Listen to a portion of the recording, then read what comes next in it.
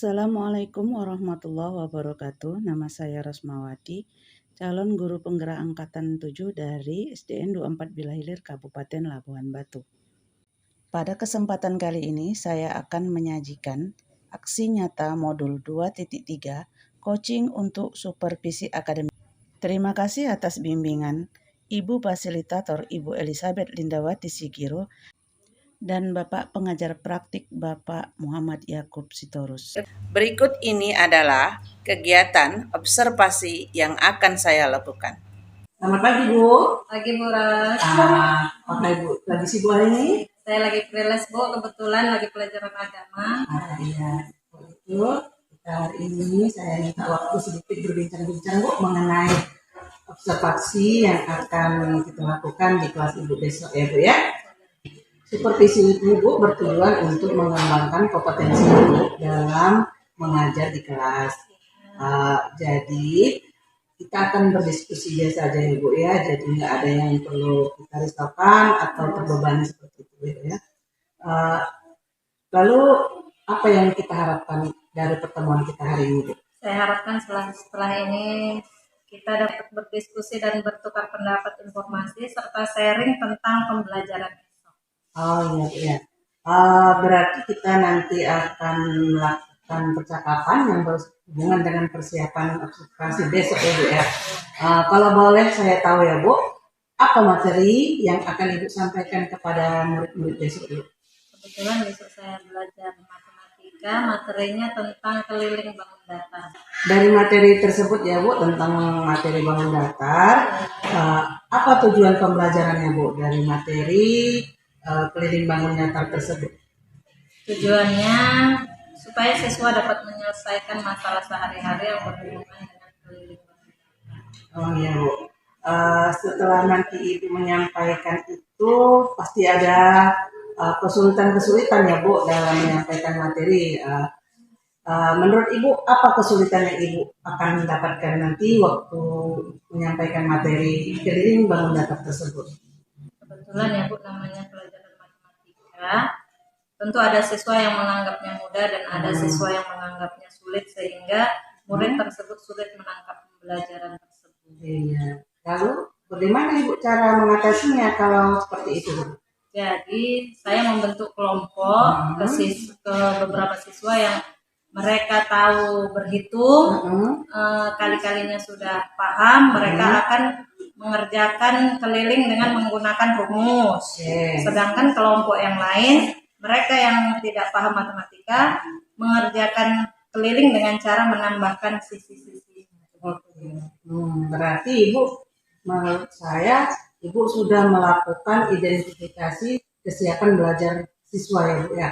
Nah, itu udah bagus sekali Bu. Lalu selain itu Bu, media apa yang mau Ibu gunakan besok biar supaya seluruh murid kita itu dapat menguasai materi keliling bangun datar tersebut? Iya. Saya sudah menyediakan benda-benda konkret seperti kertas, terus bingkai foto, benda-benda konkret tersebut yang akan dihitung oleh mereka besok. Iya. Oke, berarti metodenya Ibu nanti akan menyediakan benda konkret medianya ya Bu ya. Lalu mungkin Ibu akan, apakah sama Bu nanti mereka cara menghitung kelilingnya itu atau perbedaannya itu ada antara yang pintar atau kita anggap keterampilannya udah bagus, apakah sama dengan yang menurut kita itu kurang bagus gitu Bu? Itu tadi, kalau yang dia udah tahu kali-kali perkalian udah paham, mungkin dia menghitungnya dengan rumus. Jadi kita kasih benda yang agak besar, contohnya bingkai foto tadi. Tapi kalau yang mereka pahamnya dengan menambahkan, kita akan memberikan benda yang lebih gampang, contohnya kertas dibagi dua yang lebih kecil nilainya, angkanya. Oke. Berarti Ibu di sini sudah melakukan diferensiasi proses Bu, karena Ibu sudah membedakan cara mencari keliling bangun datar itu berdasarkan kemampuan siswa ya Bu ya. Lalu Bu, bantuan seperti apa nanti Ibu akan lakukan di kelas apabila murid kesulitan untuk melakukan pencarian keliling bangun datar tersebut? Saya akan membantu mereka dengan cara melihat mereka saat mengukur menggunakan roll, mistar seperti itu, karena kadang anak-anak ini dia mengukur mulai dari angka 1 bukan dari angka 0, jadi dari situ akan saya perhatikan cara mereka mengukur. Oke Bu, bagus sekali ya Bu ya. Segala kesiapan media mungkin masih ada, saya lihat ini kayaknya masih belum selesai semua ya, masih ada sedikit yang belum terpenuhi. Lalu besok kira-kira Bu, siapa yang bisa membantu Ibu dalam proses pembelajaran itu Bu, dalam penyiapan media pembelajaran Bu? Saya meminta bantuan Ibu Sunesti dari Ibu Sukma untuk menyiapkan media pembelajaran saya, dan kalau Boras tidak keberatan mungkin Boras bisa membantu saya. Oh ya Bu ya, saya insya Allah nanti akan saya bantu juga ya Bu ya. Lalu Bu, berat saya rasa udah nggak ada yang perlu kita bincangkan lagi ya Bu ya. Ibu udah mempersiapkan materi dengan berbagai strategi dan media, dan insya Allah besok kita akan melakukan tahap observasinya ya Bu. Nanti kita akan melihat di situ pengembangan apa yang mesti kita kembangkan dari pembelajaran Ibu besok. Terima kasih Bu sudah menyediakan waktunya. Mudah-mudahan besok kita akan melaksanakan observasi dengan tiada hambatan Ibu ya. Selamat pagi anak-anak Ibu. Semangat kita untuk belajar hari ini. Sebelum kita mulai pelajaran, sebaiknya kita berdoa dahulu. Habis pimpin doanya ke depan. Ayo. Iya, pimpin doanya. Teman-teman, sebelum kita belajar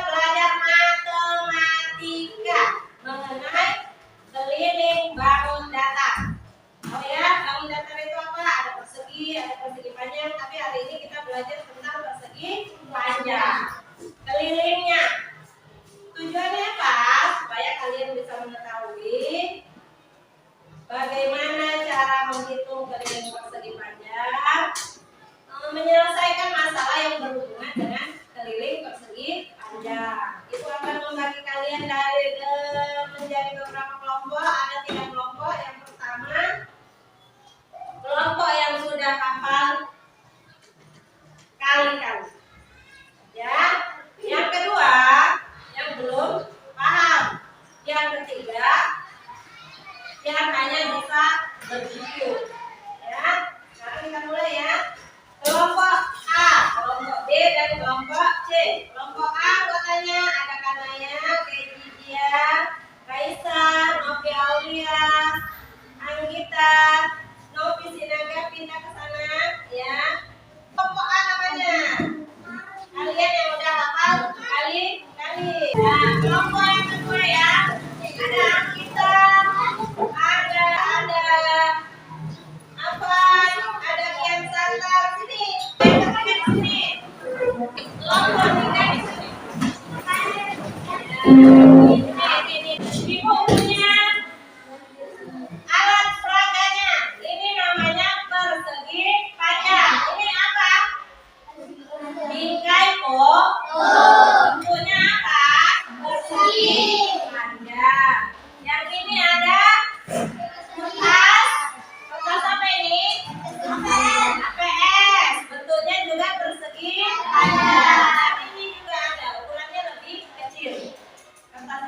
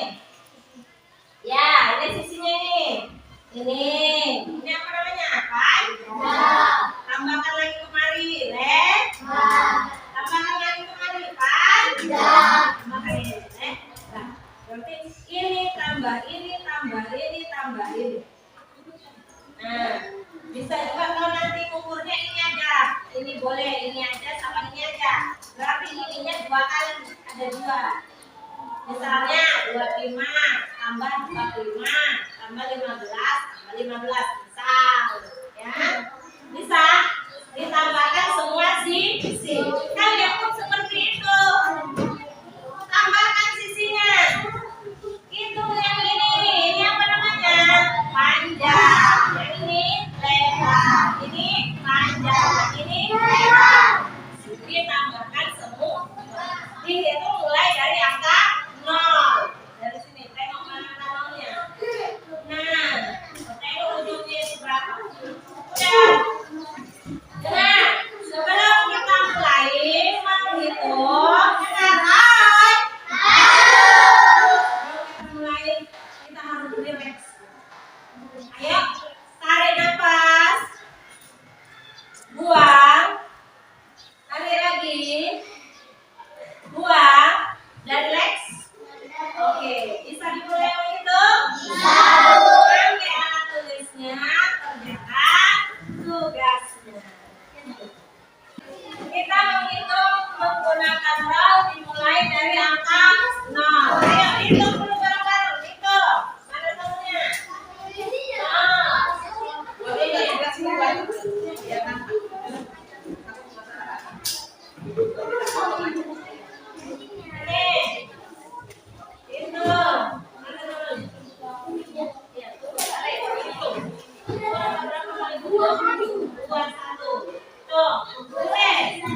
Panjang sama dengan 21. Itu tulis. Ini lagi. Dari yang satu enggak. Praktek terus. Buat panjang. Iya, berapa tadi panjangnya sama dengan 21. Kalian hitung juga ya. Pakai tuh dari 0. 29 itu tulis panjang sama dengan 29. Ini udah ditulis tidak? Kalau ditulis apa?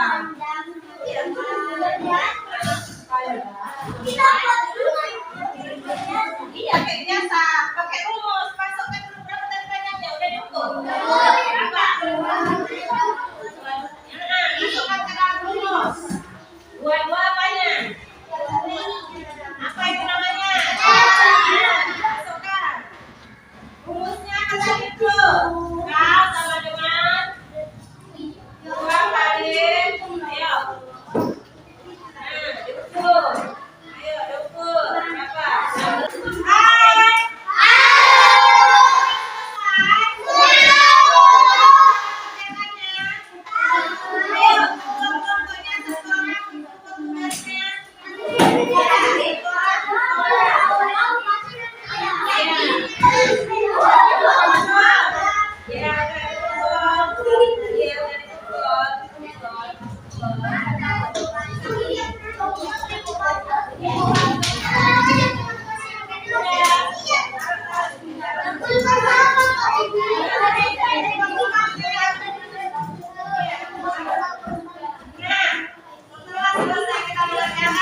Kita kembali lagi supaya relax.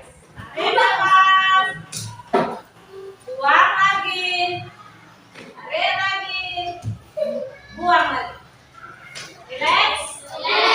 Gampang cara mengerjakan. Terima kasih. Assalamualaikum warahmatullahi wabarakatuh. Di sini saya akan mengadakan percakapan pasca observasi bersama dengan teman saya, Ibu Supriyatun SPDSD. Selamat pagi, Bu. Pagi. Kemarin kita sudah melaksanakan observasi di kelas yang Ibu pimpin, yaitu di kelas 4 materi matematika, mencari keliling bangun datar, yaitu persegi panjang. Dalam pembelajaran kemarin saya melihat pembelajaran yang sangat baik dan menyenangkan di kelas Ibu itu, dan yang mau saya tanyakan sekarang yaitu apakah tujuan pembelajaran yang telah Ibu tetapkan sebelumnya sudah dapat Ibu capai pada pembelajaran semalam, Bu? Sudah tercapai, Bu. Siswa sudah bisa menyelesaikan masalah yang berhubungan dengan keliling persegi panjang. Kemudian mereka juga sudah bisa mengukur menggunakan roll mistar yang dimulai dari nol begitu. Jadi mereka sudah mulai paham cara menghitung keliling bangun datar. Saya pun sudah melihat itu kemarin bahwa siswa merasa sangat senang dan bekerja sama juga dalam menyelesaikan masalah-masalah yang berhubungan dengan bangun datar ya Bu ya. Lalu apakah pengembangan kognitif yang ingin Ibu sampaikan? Lalu apakah juga perkembangan bekerja sama daripada murid itu telah terlihat Bu pada waktu pembelajaran kemarin? Iya, sangat terlihat Bu. Siswa antusias, mereka saling bekerja sama waktu mengukur, ada bingkai foto, Ya. ada juga kertas HPS, ada juga kertas buku. Mereka saling bekerja sama saat mengukur, kemudian menghitung. Nah, dari situ mereka mulai belajar cara mengukur, menghitung persegi panjang tadi dengan menggunakan keliling dengan kelompok masing-masing. Kan ada kelompok pertama yang berkali-kali, yang kedua tambah-tambah, yang ketiga dengan bilangan yang lebih kecil.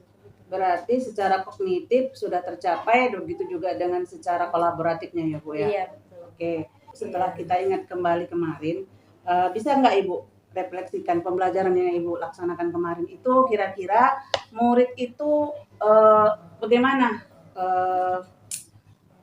menanggapi pembelajaran yang Ibu telah sampaikan kemarin?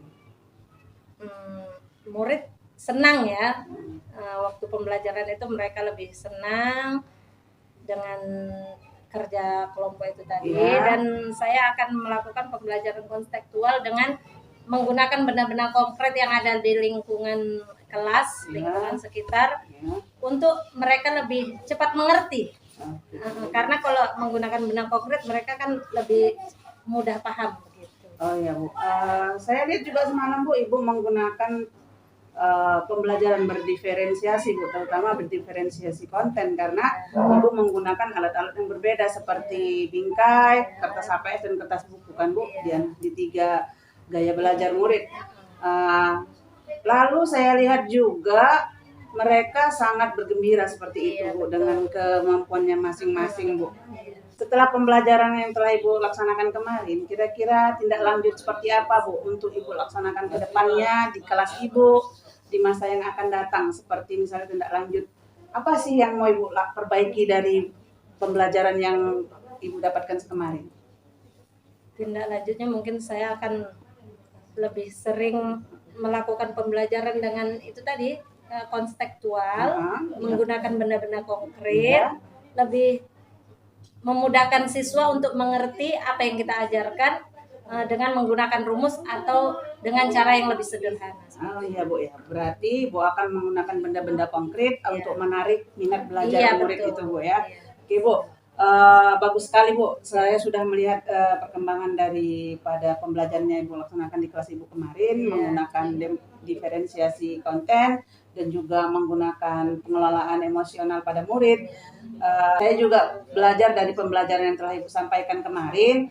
Mudah-mudahan kita akan menciptakan murid-murid masa depan yang menuju profil pelajar Pancasila ya Bu ya. Ya, terima kasih Bu. Wassalamualaikum warahmatullahi wabarakatuh.